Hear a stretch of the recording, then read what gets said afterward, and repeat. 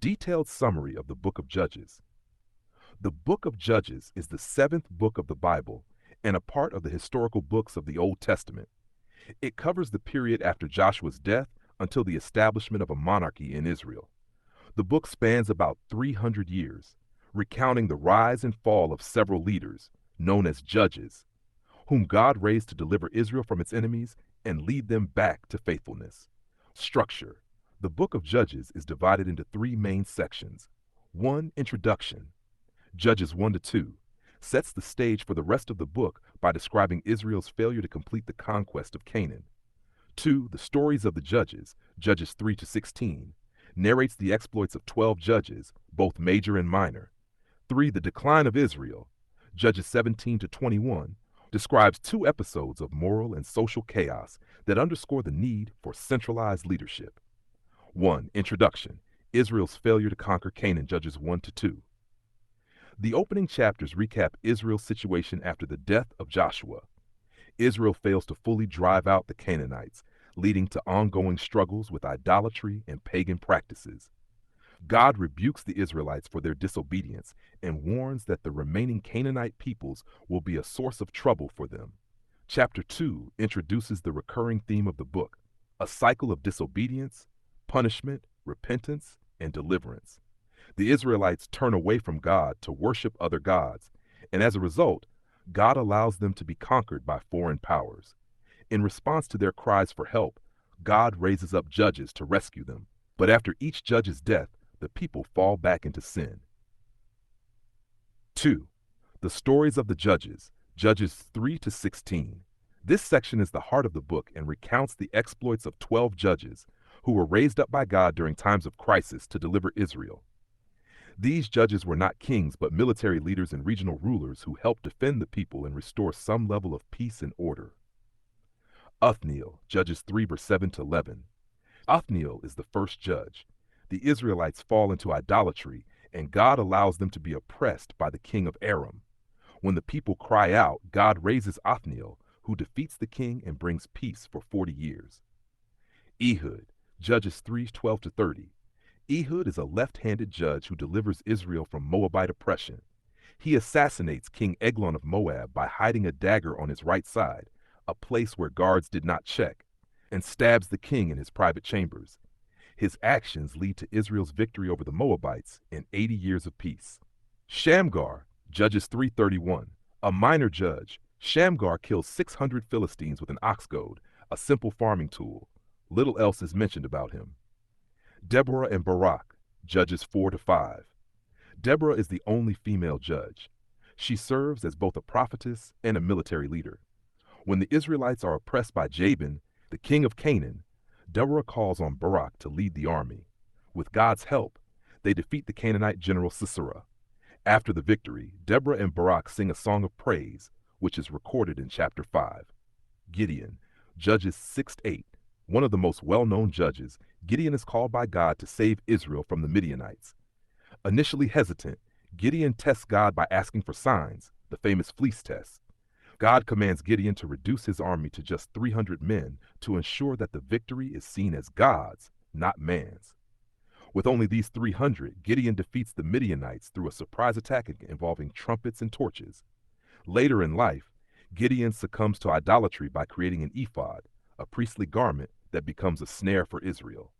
Tola and Jair, Judges 10, 1 to 5. Tola and Jair are 2 minor judges mentioned briefly. Tola leads Israel for 23 years and Jair for 22 years, though no significant battles or conflicts are described during their tenure.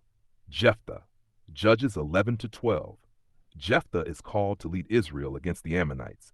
He is best known for making a rash vow to God, promising to sacrifice the first thing that comes out of his house if he is victorious. Tragically, his daughter is the first to greet him, and Jephthah is bound to fulfill his vow. His story highlights the dangers of making unwise promises to God.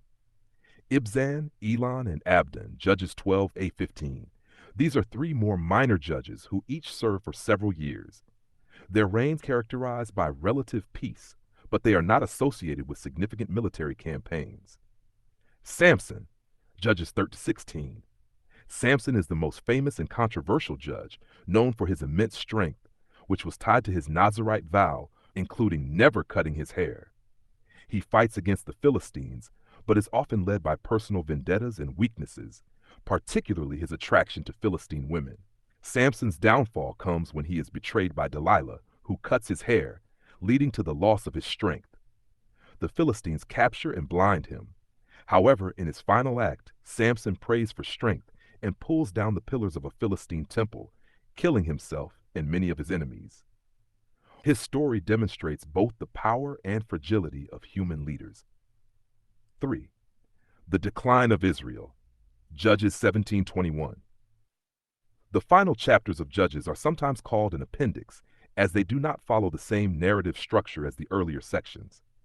Instead, they depict a time of extreme moral and social disorder in Israel, revealing just how far the nation had fallen from its covenant relationship with God. The story of Micah and the Danites, Judges 17-18. A man named Micah sets up a private shrine with idols, employing a Levite as his personal priest. The Danites, one of the tribes of Israel, steal Micah's idols and convince the Levite to join them. This episode highlights the rampant idolatry and religious corruption in Israel during this time. The outrage at Gibeah, Judges 19-21. This disturbing story describes the rape and murder of a Levite's concubine in the town of Gibeah, which leads to a civil war between the tribe of Benjamin and the rest of Israel. The conflict nearly wipes out the tribe of Benjamin.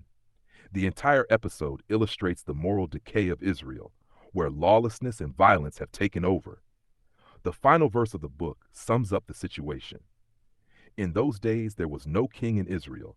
Everyone did what was right in his own eyes. Judges 21:25. This statement emphasizes the need for centralized leadership and sets the stage for the later demand for a monarchy in Israel. Themes in Judges 1. The cycle of sin and deliverance. The Israelites' repeated failure to remain faithful to God, leading to punishment, repentance, and deliverance, forms the backbone of the book. 2. God's mercy. Despite Israel's persistent disobedience, God shows mercy by raising up judges to deliver them. 3. Flawed leadership. Many of the judges are deeply flawed individuals, which shows that even imperfect people can be used by God for his purposes. 4. Moral decline. As the book progresses, the moral and spiritual condition of Israel deteriorates, foreshadowing the need for a king to bring order and unity to the nation. Conclusion. The book of Judges offers a dark and sobering view of Israel's early history in the Promised Land. It emphasizes the consequences of turning away from God and illustrates the dangers of moral relativism and decentralized leadership. At the same time, the book highlights God's grace as he continues to rescue his people despite their unfaithfulness. The events in Judges prepare the way for the rise of the monarchy in Israel, as seen in the books of Samuel,